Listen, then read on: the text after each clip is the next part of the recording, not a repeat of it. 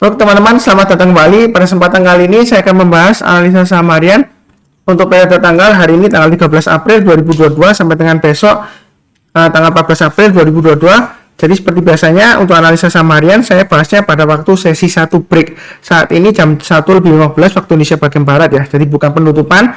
Tujuannya supaya setelah saya bikin videonya saya upload ke YouTube ya. Kemudian Anda ada kesempatan untuk buy kalau misalnya masih bagus sesuai dengan yang garis-garis yang sudah saya berikan, atau kalau misalnya Anda sudah punya, kalau misalnya tiba-tiba turun di bawah garis yang sudah saya berikan, Anda bisa siap-siap untuk pasang trailing stopnya atau stop lossnya kalau misalnya belum pasang ya. Kurang lebih sih seperti itu ya. Jadi ini bagian kedua. Bagian pertama tadi saya sudah bahas ADRO, Telkom, ADMR, PTBA, BBRI, CARE, Harum, dan TBIG. Jadi saya mulai langsung dari yang pertama. Untuk yang bagian kedua ini saya mulai dengan Boga. Jadi Boga ini masih testing resisten ya, masih cukup bagus sebenarnya ya. Sudah saya sarankan buy on weakness untuk Boga sejak 1380 di sini ya. Ini jejaknya. Jadi kalau ada kotak-kotak itu biasanya ketika dia naik, saya sarankan kalau misalnya nggak mau buy langsung ya tunggu buy on weakness ya di area yang saya kotakin seperti itu ya. Jadi yang ngikutin saya lumayan. Di sini memang saya sudah sebutkan naik ke atas 1420 boleh buy ya seperti itu ya. Nah sejauh ini memang ekor panjang ke atas sering banget ya di sini ya. Bahkan kalau kita lihat di sini, wah ini ekor panjang ke atas. Tapi kita jangan terintimidasi dengan ekor panjang ke atas ya, karena ekor panjang ke atas itu belum tentu dia bakalan turun atau istilahnya balik arah downtrend enggak ya. Kalau kita lihat di sini like-nya masih cukup bagus dan entah kenapa ya, nggak tahu, cek beritanya ini akumulasi asing lumayan tinggi ya. Tapi di sini saya nggak lihat akumulasi asingnya, saya fokusnya ke pergerakan harganya saja. Jadi kalau mau buy sekarang sebenarnya sih boleh aja, pasang stop lossnya di 1380 dan 1360. Jadi bayarnya bertahap, naik ke atas 1420 tambah lagi, naik ke atas 1435 tambah lagi. Target price-nya masih sekitar 1475 ya. Di sini ya. Jadi ceritanya Boga ini sudah pernah saya bahas dari awal. Jadi ketika dia turun ya, waktu itu saya bilang belum buy. Tapi kalau dia sudah berhasil naik lagi ke atas 1360, di sanalah kesempatan kita untuk buy on weakness ya, seperti itu ya. Jadi buy-nya bertahap. Jadi garis-garis ini sudah saya berikan sebelumnya ya. Jadi saya nggak rubah-rubah garisnya. Yang berubah adalah pergerakan harganya ya, naik turun. Tapi garisnya acuannya tetap sama. Jadi trading itu enak kalau sudah ada acuannya, di mana kita pasang trailing stop, di mana kita pasang stop loss. Terus kemudian kalau dia berhasil naik lagi atau breakout ya. Jadi di sini kan 1435 swing high di sini dan di sini sama ya. Kalau dia berhasil naik ke atas 1435, kita mau tambah lagi atau yang belum punya, kalau mau buy high sell higher silakan ya. Karena kalau dia berhasil breakout lagi, ada kemungkinan masih bisa naik lagi ke atas 1475. Atau bahkan bisa breakout ke atas high-nya di sini ya, bisa aja ya seperti itu ya. Di sini kan swing high tertingginya di sekitar area 1545 ya seperti itu ya.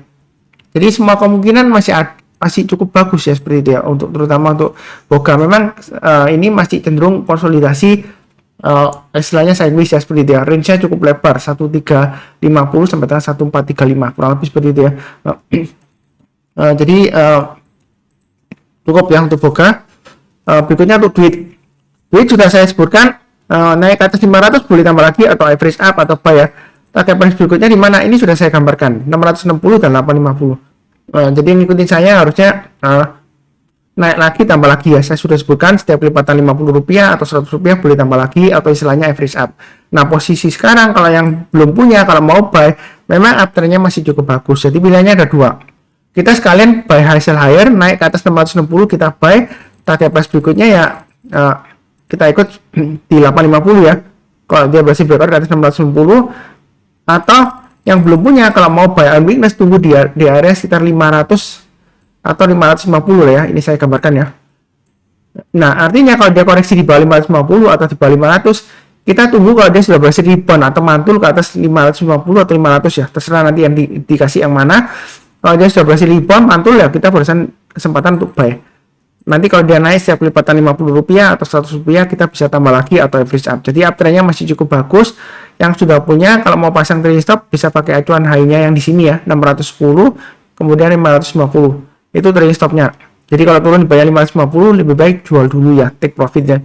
Karena terus terang aja ini uptrendnya masih bagus. Tapi prinsip dasar saya adalah lebih baik kita ketinggalan profit daripada kehilangan profit ya, seperti itu ya. Jadi kalau turun bayar 510, jual dulu sebagian, turun bayar 550, jual dulu semuanya.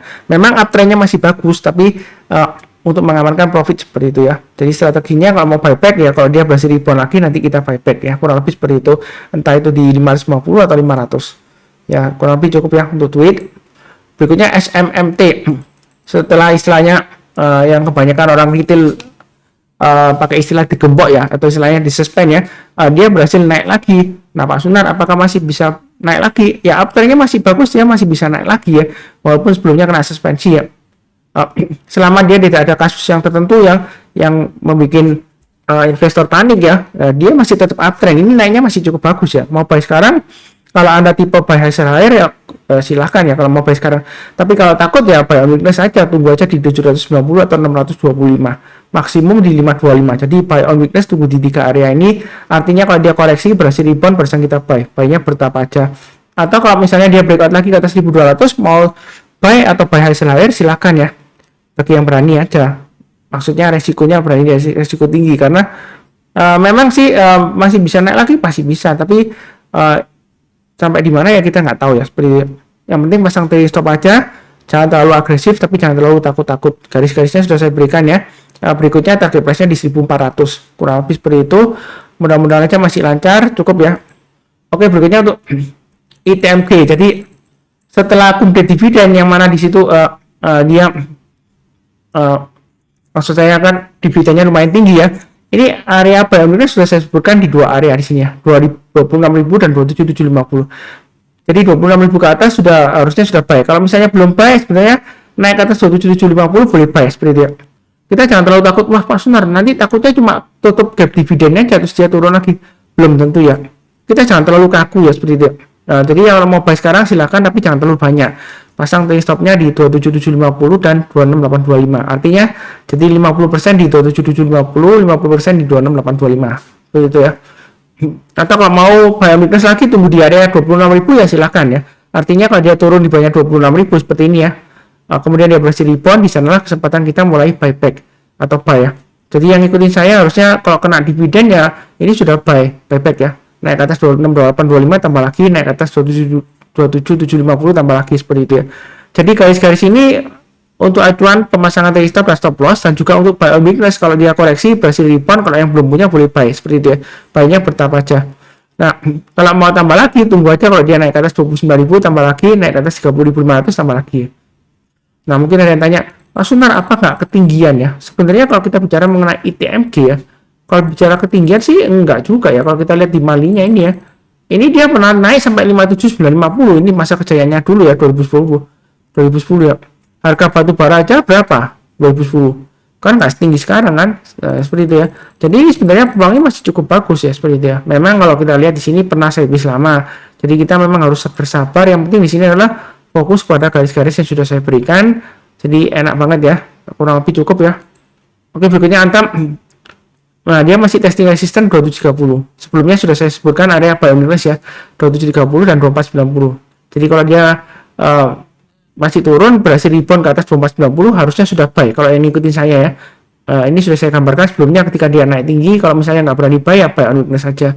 Nah, posisi sekarang sebenarnya kalau mau buy boleh ya, karena sudah berhasil naik ke atas 2730, tapi buy-nya bertahap aja, breakout ke atas 2820 tambah lagi, naik ke atas 2950 tambah lagi. Jadi sistemnya pakai average up. Memang uptrendnya masih cukup bagus ya, seperti itu ya. MA20 nya masih mengarah ke atas dan harganya sejauh ini masih di atasnya MA20, jadi masih ada peluang naik lagi.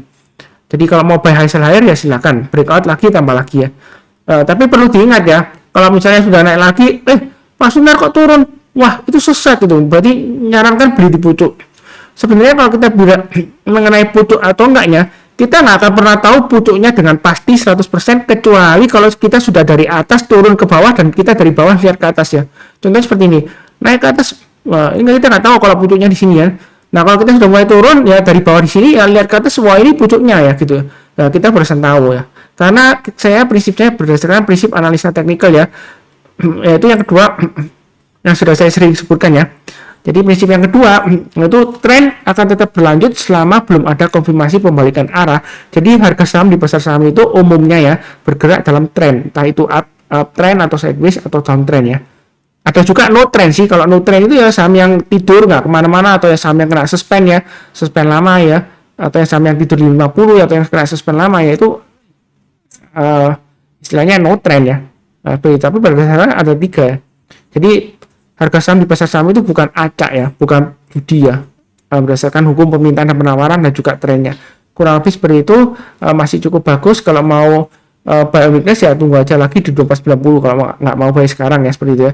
Kalau mau buy sekarang silakan, buy-nya bertahap aja, jangan terlalu takut, jangan terlalu agresif, pasang trailing stop dan stop loss. Kurang lebih seperti itu ya.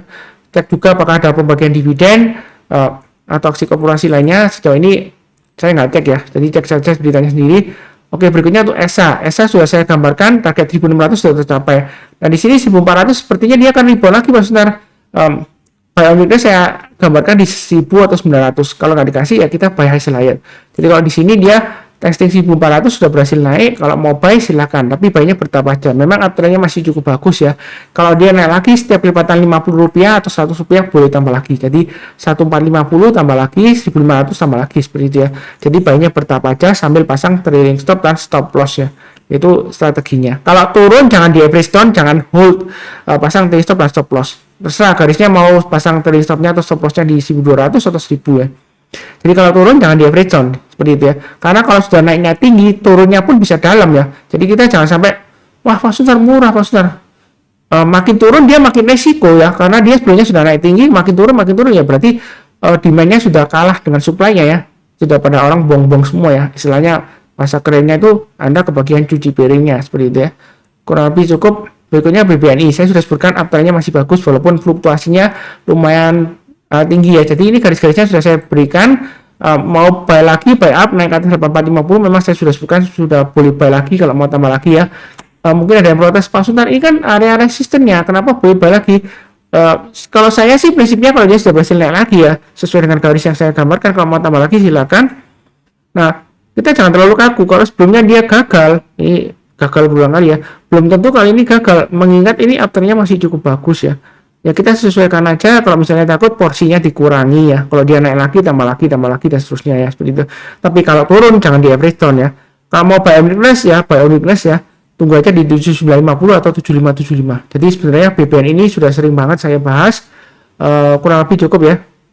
Oke, berikutnya UNTR, dia breakout lagi. Nah, UNTR kan sudah saya bahas juga. Ini kan ada formasi seperti rounding bottom ya, saya gambarkan ya, di weekly-nya ini ya. Jadi kalau dia breakout lagi, ini targetnya masih bisa ke 35.000 minimal ya.